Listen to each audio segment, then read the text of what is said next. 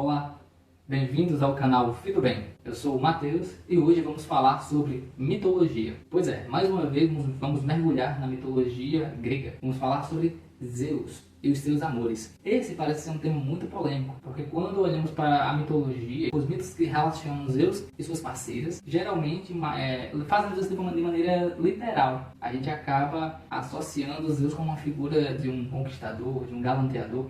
E isso, nos nossos tempos atuais, e acho que desde sempre, é visto como uma má conduta, principalmente para uma divindade. Por isso a gente não pode interpretar o mito ao pé da letra, e sim, a gente tem que buscar os seus símbolos. E é muito profundo o símbolo de Zeus, sendo essa figura, essa divindade, que possui diversos amores, diversas formas de relação. Então, para isso, para a gente entender o simbolismo dessas relações entre Zeus e outras divindades, e até mesmo parceiros humanos, é preciso a gente entender inicialmente o simbolismo de Zeus. Então, só retomando um pouco, a ideia de Zeus, que você pode encontrar muitos textos no portal Fido Bem sobre essa divindade, as suas relações, o que a gente precisa entender sobre ele? Zeus, ele faz parte da terceira geração de divindades da mitologia grega, também chamada de deuses olimpianos, por viverem no Monte Olimpo. E no mito de Zeus, ele combate o seu pai, Cronos, que é o titã do tempo, e que engolia os seus outros filhos. O símbolo de Cronos é um dos mais belos, particularmente, que eu gosto, que eu reconheço, porque Cronos, como sendo o tempo, devora todos os seus filhos. Então tudo que nasce no tempo, uma hora vai ser consumido por ele. Porém, Zeus é um filho do tempo, está dentro do tempo, faz parte do tempo, mas não é consumido por Cronos. Por quê? Porque Zeus representa esse aspecto divino dentro do tempo. Zeus é um outro tipo de tempo, por assim dizer. Também pode se relacionar com a consciência, aquilo que não morre, o aspecto mais atemporal que existe dentro do mundo. E dentro da nossa perspectiva, o que seria de mais atemporal do que uma ideia? As ideias não morrem. Tanto é que até hoje estamos falando sobre os mitos, sobre as ideias que os envolvem, sobre a filosofia por trás, e provavelmente daqui a muitos anos, séculos, milênios, continuaremos a fazer isso. Então, desse ponto de vista, as ideias são atemporais. E Zeus representa esse aspecto, por isso que ele consegue combater e derrotar Cronos, ele vence o tempo. Tendo essa ideia, tendo essa perspectiva em mente, entendendo que Zeus vai representar esse aspecto atemporal, esse aspecto ele vai se manifestar no mundo, no mundo concreto, de diversas formas. E por isso que Zeus tem vários filhos. A maioria dos heróis, não podemos dizer todos, mas a grande maioria, como Hércules e outros também, vão ser filhos diretamente de Zeus, Hércules sendo o mais famoso.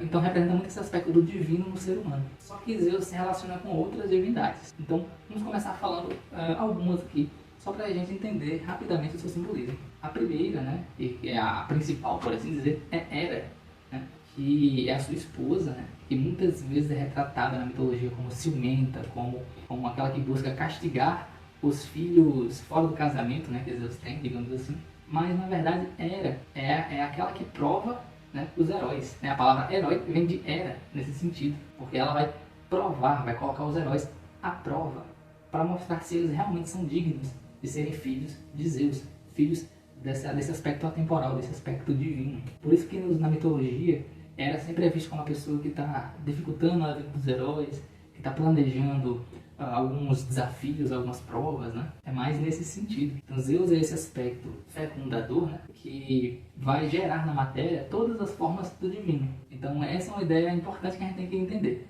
Zeus como esse aspecto que o divino adentra no mundo. Por isso que ele vai ter tantas relações de diferentes tipos, E por isso que muitas vezes ele se transforma, porque mostrando essa plasticidade, essa capacidade do divino de assumir diversas formas, A gente tem que reconhecer o divino em várias coisas, sejam em animais, em minerais, vegetais, seres humanos e assim por diante. Então esse é um primeiro aspecto que a gente não pode perder de vista. Considerando isso, vamos até então os seus amores, Seus amores, digamos assim, fora do casamento.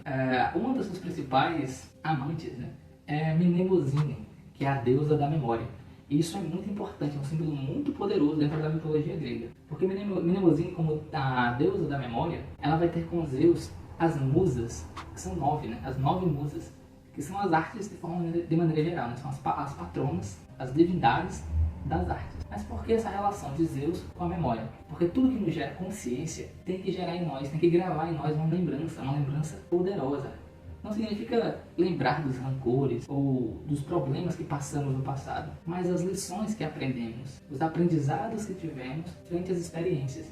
Essa é a verdadeira memória, essa capacidade de reter os aprendizados que vão nos impulsionar para o futuro, que vão nos impulsionar para a nossa evolução. Então é uma maneira, a memória é uma ferramenta de usar o passado para construir o futuro. E o futuro da humanidade, nesse sentido, é o quê? É ter cada vez mais consciência. Então, se antes eu não percebia um defeito que eu tinha, depois de perceber, de gerar essa memória e aprender a combatê-lo, no futuro eu pretendo não tê-lo. É assim que funciona. Então, nesse sentido, toda a memória serve para que eu possa dar um passo adiante na minha evolução a nível de consciência, a nível de conseguir abarcar mais coisas. Então, esse é um primeiro amor de Zeus, muito importante lembrar. Zeus também vai ter com os seres humanos relações importantes, né? Uma delas é com Leto. Leto vai dar luz a Apolo, o Sol, Artemis, a Lua. Então, essa dualidade, né, que vai nascer a partir do contato do divino no manifestado. Esse símbolo também é muito importante, porque é justamente esse aspecto de que o divino, quando surge na matéria, né, quando surge nesse mundo objetivo das coisas, que é o mundo que a gente vive, ele sempre vai ter duas faces, né, uma fase positiva e negativa, né? E basta a gente observar a forma que a gente interage no mundo para perceber que esse símbolo é muito nítido. Em tudo que a gente observa, a gente vê dualidade, não é não? É assim? Olha só, a gente vê o alto e o baixo, esquerda, direita, acima, abaixo, dia e noite, quente e frio. Sempre estamos construindo dualidades. E é por isso que Leto tem filhos gêmeos, né? Acaba tendo gêmeos, que é Apolo e Artemis. Artemis representa esse mistério, a noite, aquilo que está um pouco mais escondido, mais oculto, enquanto Apolo essa face positiva, esse aspecto mais vibrante, mais visto, né? Que é o Sol, né?